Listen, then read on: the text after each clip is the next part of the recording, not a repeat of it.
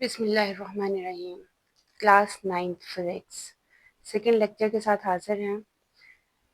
हमने अपने previous lecture में बात की थी फिज़िकल क्वांटिटीज़ की एंड मेजरमेंट्स की, और उसका पहला लेक्चर था physical quantities and non physical quantities क्या होती हैं।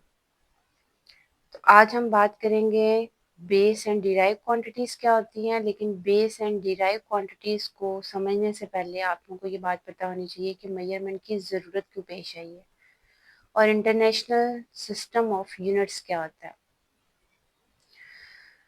हमने जब बात की कि फिजिकल क्वांटिटीज़ कौन सी क्वांटिटीज़ होती हैं, ऐसी क्वांटिटीज़ जिनको मेजर करने के लिए हमें किसी न किसी टूल की ज़रूरत पड़ती है, किसी न किसी इंस्ट्रूमेंट की ज़रूरत पड़ती है, उनको हम फिजिकल क्वांटिटीज़ कहते हैं। जैसे आप लेंथ मेजर करते हो, मास मेजर करते हो, वेट है, करंट है, प्रेशर है, स्पीड है, वेलोसिटी है, ये सारी की सारी कौन सी क्वांटिटीज़ हैं, फिजिकल क्वांटिटीज़।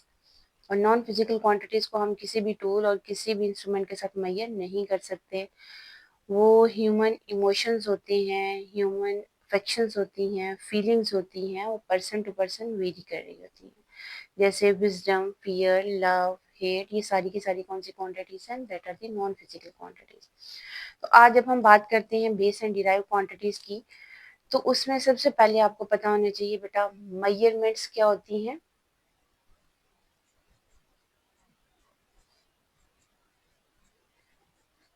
और मेजरमेंट को करने के लिए किसी भी फिजिकल क्वांटिटी की मेजरमेंट के लिए किन दो चीज़ों की ज़रूरत पड़ती है, and international system of units क्या होता है। तो जब हम बात करते हैं किसी भी फिजिकल क्वांटिटी की मेजरमेंट की, तो मेजरमेंट बेसिकली एक ऐसा प्रोसेस है जिसमें हम अननोन फिजिकल क्वांटिटी को हम एक स्टैंडर्ड क्वांटिटी के साथ कंपेयर कर रहे होते हैं, और ये जो स्टैंडर्ड क्वांटिटीज होती हैं ये इंटरनेशनली वाइडली एक्सेप्टेबल क्वांटिटी होती है। अब ये जो इंटरनेशनली वाइडली एक्सेप्टेबल क्वांटिटी है, ये basically international system of units जो है ये डिस्क्राइब करता है। तो इंटरनेशनल सिस्टम ऑफ यूनिट की ज़रूरत क्यों पेश आई, ये हम सबसे पहले देखते हैं। इंटरनेशनल सिस्टम ऑफ यूनिट्स,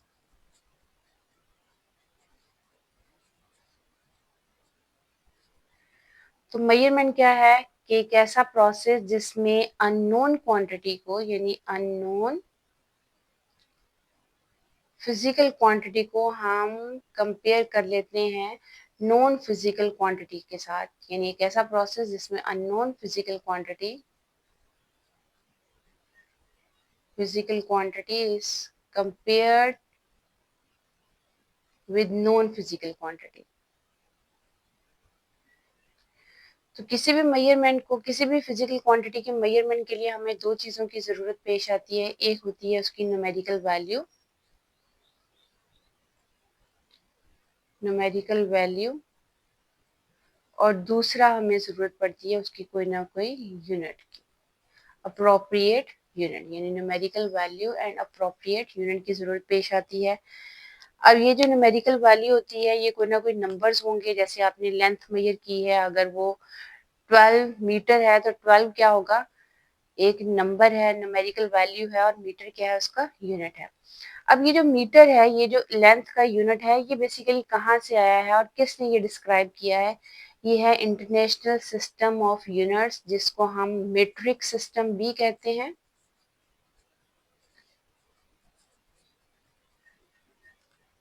ये एक international bureau on weights and measures एक डिपार्टमेंट है जो कि डिसाइड करता है कि कौन सी बेस क्वांटिटीज होंगी और कौन सी डिराइव क्वांटिटीज होंगी। अब ये जो इंटरनेशनल सिस्टम ऑफ यूनिट की ज़रूरत क्यों पेश आई है, क्योंकि पहले चूंकि इंटरनेशनल ट्रेड नहीं होती थी, साइंटिफिक नॉलेज को इंटरनेशनली एक्सचेंज नहीं किया जाता था, तो लोग अपने अपने इलाकों में अपने तरीके से मेजरमेंट्स कर लेते थे। कुछ लोगों ने लेंथ मेजर करनी है तो अपने हाथ का सहारा, अपने आर्म का सहारा, या फिर अपने नंबर ऑफ स्टेप्स के लिहाज से जो है वो मेजरमेंट अप्रोक्सीमेट कर लेते थे। और आपको पता है कि हर इंसान के हाथ का साइज डिफरेंट होता है, हर इंसान के आर्म का साइज भी डिफरेंट होगा, उसके फुट स्टेप्स जो होते हैं वो भी डिफरेंट होते हैं।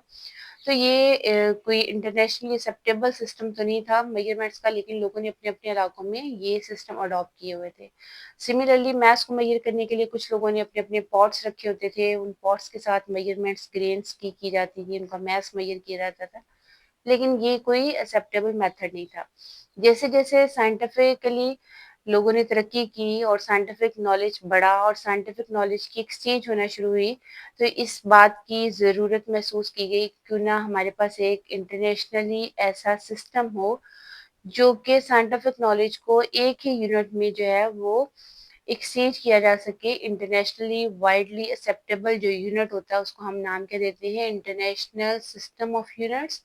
ये एक मीट्रिक सिस्टम है जो कि मेजरमेंट्स के लिए बेस क्वांटिटीज़ की एंड डिराइव क्वांटिटीज़ की मेजरमेंट के लिए कौन-कौन सी यूनिट्स जो हैं वो यूज़ होती हैं, उनको डिस्क्राइब करता है, उनको जो है इंटरनेशनल लेवल पे वाइडली एक्सेप्टेबल इंस्ट्रूमेंट्स के साथ उसको बताया जाता है और यही सिस्टम इस पूरे डिपार्टमेंट को डील कर रहा होता है। इसको हम एब्रिविएट कर देते हैं एज़ ए एसआई सिस्टम, यानी सिस्टम इंटरनेशनल या इंटरनेशनल सिस्टम ऑफ यूनिट्स, ये है सिस्टम इंटरनेशनल। इंटरनेशनल। अब ये बात क्लियर हुई कि किसी भी फिजिकल क्वांटिटी को जब हमने मेजर करना है तो उसकी मेजरमेंट के लिए हमें 2 चीज़ों की ज़रूरत पेश आती है, एक उसकी न्यूमेरिकल वैल्यू की और उसकी एप्रोप्रिएट यूनिट की। अब ये जो मेजरमेंट्स होती हैं ये क्या है, एक ऐसा प्रोसेस है जिसमें हम कंपेयर करते हैं अननोन फिजिकल क्वांटिटी को with widely acceptable standard physical quantity के साथ। तो मेजरमेंट्स के लिए 2 कैरेक्टर्स का होना ज़रूरी है, एक कौन-सी उसकी न्यूमेरिकल वैल्यू और दूसरी क्या है उसकी यूनिट। जैसे अभी मैंने बात की कि लेंथ को मेजर करना है तो उसको मेजर करने के बाद आपके पास 2 चीज़ें आ जाती हैं, एक क्या होगी उसकी कोई ना कोई न्यूमेरिकल वैल्यू होगी और दूसरी क्या होगी उसकी यूनिट होगी। अब ये जो यूनिट्स आती हैं हमारे पास, ये यूनिट्स कहाँ से आती हैं? ये international system of units describe करता है कौन-सी क्वांटिटी बेस होगी और कौन-सी डिराइव क्वांटिटी होती है और इन्हीं क्वांटिटीज़ को मेजर करने के लिए कौन-कौन से यूनिट्स जो हैं वो इंटरनेशनली एक्सेप्टेबल यूनिट्स होते हैं। इस सिस्टम को नाम क्या दिया जाता है? एसआई सिस्टम या सिस्टम इंटरनेशनल। अच्छा, अब जैसे कि जो बेस क्वांटिटीज़ हैं, there are only 7 base quantities और 7 बेस क्वांटिटीज़ के अलावा बाकी जो क्वांटिटीज़ होती हैं, उनको हम नाम क्या देते हैं? Derive quantities. और जो डिराइव क्वांटिटीज़ होती हैं, वो टोटली डिपेंडेंट होती हैं किसके ऊपर? बेस क्वांटिटी के ऊपर। तो अब ये जो हमारे पास है बेस क्वांटिटीज़, ये कौन-कौन सी बेस क्वांटिटीज़ हैं? इनके नेम हम याद कर लेते हैं ताकि हमें ये सॉर्ट आउट करना ईज़ी हो जाए कि कौन-सी बेस क्वांटिटी है और कौन-सी डिराइव क्वांटिटी है। तो बेस क्वांटिटीज़ कौन-कौन सी हैं? देयर आर 7 बेस क्वांटिटीज़ और ये जो 7 बेस क्वांटिटीज़ कौन-कौन सी हैं? 7 physical quantities that are the base quantities और इन 7 बेस क्वांटिटीज़ के सबसे पहले हम नेम चेक करते हैं कि 7 बेस क्वांटिटीज़ के नेम क्या-क्या हैं? Length, mass, time, temperature,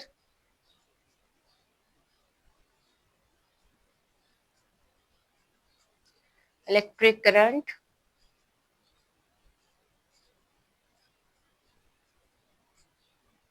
intensity of light, इसको ल्यूमिनस इंटेंसिटी भी कहा जाता है, intensity of light and amount of substance, intensity of light and amount of substance, amount of substance। तो ये हमारे पास हैं जी 7 बेस क्वांटिटीज और इन 7 बेस क्वांटिटीज के सिंबल्स भी आप लोगों को पता होना चाहिए और इनकी यूनिट्स जो इंटरनेशनली एक्सेप्टेबल यूनिट्स हैं जो कि ऐसे सिस्टम में है वो भी इंशाल्लाह हम अपने नेक्स्ट लेक्चर में कंप्लीटली डिटेल के साथ बात करेंगे। लेंथ के लिए सिंबल एल यूज होता है, स्मॉल एल। मास के लिए सिंबल एम यूज होता है, टाइम के लिए स्मॉल टी यूज होता है, टेम्परेचर के लिए कैपिटल टी, इलेक्ट्रिक करंट के लिए आई, इंटेंसिटी ऑफ लाइट के लिए L and amount of substance के लिए सिंबल एन यूज होता है। तो अब अगर हम इसको लिखते हैं कि symbol that is use for to express the length that is the L, mass के लिए सिंबल क्या है एम, टाइम के लिए सिंबल क्या है स्मॉल टी हम यूज करते हैं, टेम्परेचर के लिए कैपिटल टी यूज किया जाता है, इलेक्ट्रिक करंट के लिए सिंबल आई यूज होता है, इंटेंसिटी ऑफ लाइट के लिए सिंबल कैपिटल एल यूज होता है एंड अमाउंट ऑफ सब्सटेंस के लिए यूनिट एन यूज होता है। तो ये हमारे पास हैं, सॉरी सिंबल्स मैंने लिखे हैं, यूनिट्स अभी की बात करते हैं। यानी ये जो मैंने साथ लिखे हैं ये है इन बेस क्वांटिटीज को एक्सप्रेस करने के लिए जो सिंबल्स यूज किए जाते हैं। यानी लेंथ कहीं भी आएगी तो हम उसको एल से रिप्रेजेंट कर सकते हैं, मैस अगर होगा तो हम पूरा वर्ड लिखने के बजाय सिंपल एम से रिप्रेजेंट कर सकते हैं, टाइम के लिए हम सिंपल जो है वो टी यूज कर लेते हैं स्मॉल टी, जहाँ टेम्परेचर होगा कैपिटल टी यूज किया जाएगा, इलेक्ट्रिक करंट के लिए सिंबल आई यूज होगा, इंटेंसिटी ऑफ लाइट के लिए L and amount of substance के लिए सिंबल क्या है एन। तो ये सारी जो है 7 बेस क्वांटिटीज हैं। ये 7 बेस क्वांटिटीज किसने डिस्क्राइब की है? इंटरनेशनल सिस्टम ऑफ यूनिट्स ने, जो कि एब्रिवेटेड है एज ए एसए सिस्टम, और इसको हम मीट्रिक सिस्टम भी कहते हैं। और ये जो सिस्टम है ये international bureau weights and measures, उस कॉन्फ्रेंस में ये डिसाइड किया गया कि हम कौन सी क्वांटिटीज को बेस क्वांटिटी कहेंगे और कौन सी क्वांटिटी को हम डिराइव क्वांटिटी कहते हैं। तो ये जो इंटरनेशनल सिस्टम ऑफ यूनिट्स है ये स्टैंडर्ड्स प्रोवाइड करता है, standard quantity, standard instrument, standard हर जितनी भी फिजिकल